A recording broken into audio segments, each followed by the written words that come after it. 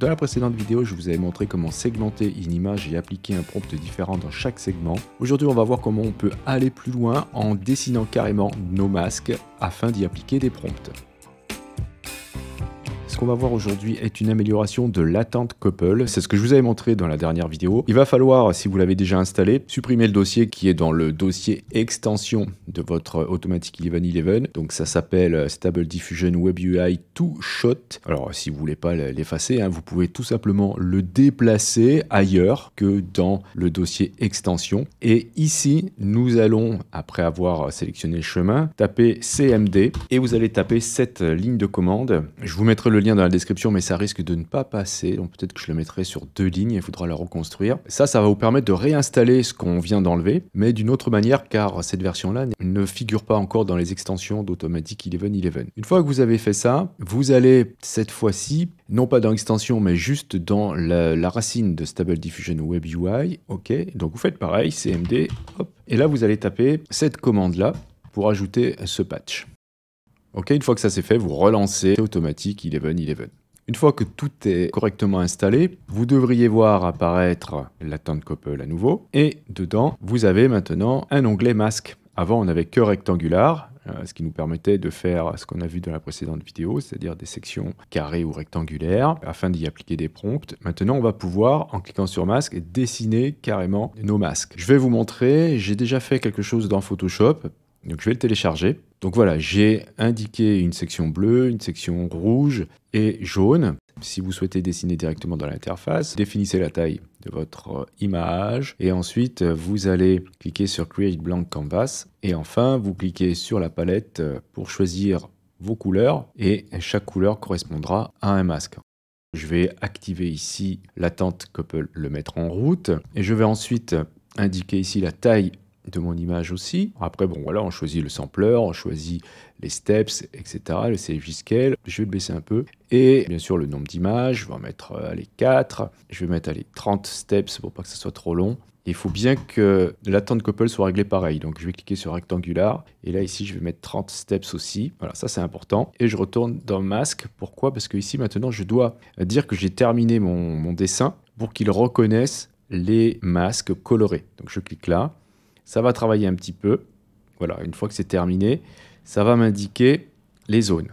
Alors, il n'aime pas trop quand ça se chevauche, puisque ça fait des petites zones ici. En fait, je pense que c'est l'anti-aliasing, comme je l'ai fait dans Photoshop, qui est pris en compte. En fait, voilà ce qui se passe. Il reconnaît chaque zone colorée et me l'affiche ici en blanc. Et donc, ce sont des masques. Ok, donc c'est bien ce qu'on a là. Et là, on va pouvoir taper des prompts pour chacun des masques. Donc ici, comme ces zones-là, elles ne m'intéressent pas du tout, je vais les mettre à 0 en poids. Ici, vous voyez, vous pouvez changer le poids. Donc je le mets à 0, 0. Ok.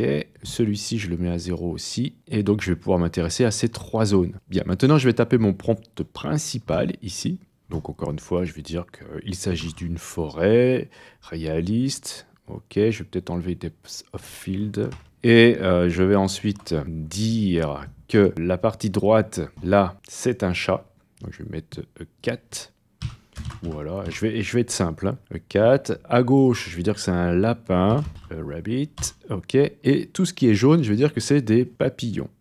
Butterfly. Ok. Donc là, c'est vachement intéressant parce que du coup, ça aurait été très compliqué d'indiquer autrement qu'on veut dans cette zone des papillons. Alors vous allez voir que c'est un peu capricieux, ça marche pas super bien si on le laisse comme ça. Il faut, avant de cliquer sur Generate, dire qu'on va mettre à jour le prompt. Donc vous cliquez là, tac, et ça vous indique ici le prompt final. Donc vous vérifiez bien si tout est bon. Et ensuite, il est reporté en haut. Donc les end vides ici, c'est parce que j'ai des zones où j'ai rien mis dans le prompt. Et je vais lancer le rendu. Et alors voilà ce que j'obtiens pour l'instant. Et j'ai une espèce de mix assez intéressant où j'ai bien mon lapin à droite, une espèce de chat à gauche, ok, donc ça c'est assez respecté. J'ai la forêt, on voit un petit peu, vous voyez ici, de papillons, très bien. Donc là aussi, ça a essayé de travailler un petit peu. Voilà, là j'ai un mélange de papillons dans les oreilles du lapin, mais on voit bien que le lapin est à gauche, le chat est à droite. Très bien, donc là aussi, un espèce de mélange. Ok, donc ça a un petit peu compris le principe, mais c'est pas encore tout à fait ça. Il va falloir qu'on ajoute un peu de contrôle. Donc, Je vais quand même demander à ce que ce soit réaliste, réalistique photographie pour les autres aussi. Voilà, pour pas que ce soit de la peinture. Peut-être aussi que je mette un prompt négatif un petit peu plus balèze. Voilà, j'obtiens ça. On n'a plus l'effet peinture. Donc là, on a les ailes de papillon sur le lapin et le chat aussi. Ok, là, on dirait, donc c'est un mix entre un lapin et un chat. On dirait un écureuil, c'est rigolo. Ok, c'est pas mal. Et là, on a le papillon d'un côté, le chat de l'autre. Et c'est pas encore tout à fait ça. Donc, pour essayer de comprendre ce qui se passe vraiment, il faudrait qu'on récupère un seed, par exemple celui-ci, et je vais en mettre qu'une image. Ok, donc normalement, si je relance, je dois obtenir la même image qu'on a eue au tout début. Ok, donc on obtient bien la même image. Et je vais me concentrer sur autre chose maintenant. On va essayer de contrôler la zone. Et comment on peut faire ça? Eh bien, vous pouvez ajouter un contrôle net. Et là, ça va devenir extrêmement intéressant. Alors, je vais vous montrer ce que j'ai fait. Dans Photoshop, quand j'ai préparé mon document avec les zones de couleurs, j'ai ensuite dessiné à l'intérieur de ces zones la silhouette des animaux en question. Ok, donc vous avez le chat, le lapin et les papillons. Ok, donc ça, en noir et blanc, je l'ai sauvegardé et je vais l'injecter dans Scribble. Donc je vais activer ici le modèle Scribble, je vais activer le préprocesseur Scribble aussi, et je vais aller chercher mon image, qui est celle-ci, donc qui est exactement à la même taille, etc. Donc ici, on me dit maintenant d'inverser les couleurs si le fond de mon image est blanc. Donc c'est ce que je vais faire, on va voir ce que ça va nous donner. Je laisse le poids à 1 et je vérifie bien que c'est activé. On va lancer le rendu pour voir ce que ça donne. Alors ça me donne ce résultat. C'est pas du tout ce que je voulais, mais il y a un papillon qui est là. Alors en fait, c'est à cause de ça. Ici, il faut que je décoche ça. Il ne faut pas que ce soit coché et je vais relancer le calcul. Voilà, et là j'obtiens un résultat extraordinaire. Vous imaginez le contrôle qu'on a maintenant.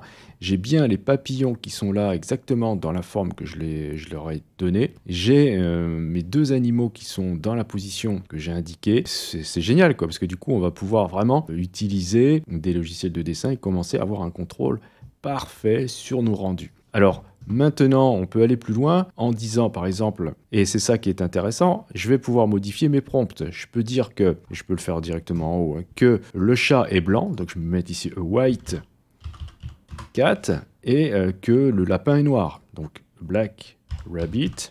Ok, et puis je vais dire que les papillons sont rouges, red butterfly. Et on va voir ce que ça va nous donner. Là, normalement, ça doit être bon. Parce que ce genre de choses, c'était extrêmement difficile de le faire auparavant. Et voilà, j'obtiens quelque chose de presque bien. Je dis presque parce que le chat est un petit peu noir et le lapin est un petit peu blanc, c'est drôle. Mais en tout cas, mes papillons sont rouges et ils sont là où je les ai demandés. C'est vraiment super, quoi. Alors, qu'est-ce que je peux faire aussi? Du coup, vous avez là la possibilité de modifier le poids de chacun des masques. Donc ça, c'est très intéressant. Donc là, si je veux peut-être ne pas avoir de papillons, ou très peu, je vais baisser ici le poids. Et on va voir ce que ça va nous donner. Je pense pas que j'ai besoin de remettre à jour mon prompt. Donc on va voir ça. Alors, j'obtiens ce résultat. J'ai encore les papillons, mais vous voyez que je les avais demandés rouges. Ils n'ont pas été tout à fait pris en compte, car j'ai baissé le poids. Ok. Et pourquoi on les voit encore? Eh ben, c'est à cause de contrôle net, en fait. Donc il faudrait que je dise au niveau du poids ici, de contrôle net, peut-être que c'est moins important. Voilà, je vais mettre à 0,4 et on va voir ce qui va se passer. On va avoir les chats dans une pose différente et peut-être que les papillons vont s'estomper. Alors effectivement, j'ai plus les papillons du coup, et les animaux ont une pose différente. Donc c'est vachement intéressant, parce que du coup, on a un petit peu plus de liberté sur ce qu'on a imposé à contrôle net, et ça reste malgré tout très contrôlé. Donc c'est vraiment un outil extrêmement puissant. On va pouvoir faire des choses incroyablement contrôlées. Et je vous ai pas tout montré parce qu'il existe une autre extension qui s'appelle Composable LoRa. Alors pour aller la chercher, vous allez dans Extensions, vous allez choisir ensuite de cliquer sur Available, Load From. Voilà, donc vous laissez l'adresse que vous avez là. Et vous allez chercher là-dedans Composable LoRa. Et ensuite vous cliquez sur Install et vous mettez à jour l'interface. Ok, donc ça c'est intéressant parce qu'on va pouvoir, pour chaque prompt, appliquer, si vous mettez Enable ici, un LoRa différent. C'est-à-dire que là, je pourrais dire que mon chat blanc, il est influencé par un LoRa en particulier. Donc je vais aller le chercher là et je vais le coller. Alors, vous voyez, ça me l'a mis à la fin. Il faut que je le mette ici. Par exemple, voilà, c'est un style gothique. Je sais pas du tout ce que ça va donner, mais on va voir. Donc voilà ce que ça me donne. Le chat, vous voyez, il a une allure complètement différente. D'ailleurs, il n'y a pas que le chat, il y a toute la zone qui est influencée par le masque. Et les papillons sont revenus, hein, parce que j'ai demandé à ce qu'ils reviennent. Mais voilà, vous voyez, on va pouvoir sectionner nos images grâce à des masques extrêmement précis. Pour ceux qui ont eu la patience et le courage de rester jusqu'au bout de la vidéo, je vais vous montrer rapidement ce que signifie Alpha Blend ici. Il s'agit de la force du prompt principal. Et si vous indiquez dans celui-ci qu'il s'agit d'une image avec un lapin, un chat et des papillons, et que vous augmentez le poids de ce prompt, vous allez par la même occasion réduire les autres poids. Vous voyez, ils ne sont plus blancs, ils sont gris. Et vous n'aurez pas besoin de contrôle net pour obtenir une image qui s'approche grandement de ce que vous avez défini dans les masques. Bon, évidemment, on a des papillons qui se baladent un petit peu partout. Ils ne sont pas posés précisément comme je l'avais indiqué dans mon dessin, mais ça vous permettra d'avoir un minimum de contrôle et beaucoup de liberté. Donc voilà pour cette petite présentation à la fois de l'extension pour Latent Couple et pour Composable LoRa. Je vous remercie d'avoir suivi cette vidéo. Si vous avez des questions, n'hésitez pas à le faire dans les commentaires. Si vous souhaitez soutenir cette chaîne, c'est hyper important que vous cliquiez sur j'aime. Si vous n'êtes pas abonné et que vous souhaitez le faire, vous pouvez cliquer sur abonnez-vous. N'oubliez pas la petite clochette pour être averti des prochains tutos. Et justement, on se dit à la prochaine pour un autre tuto.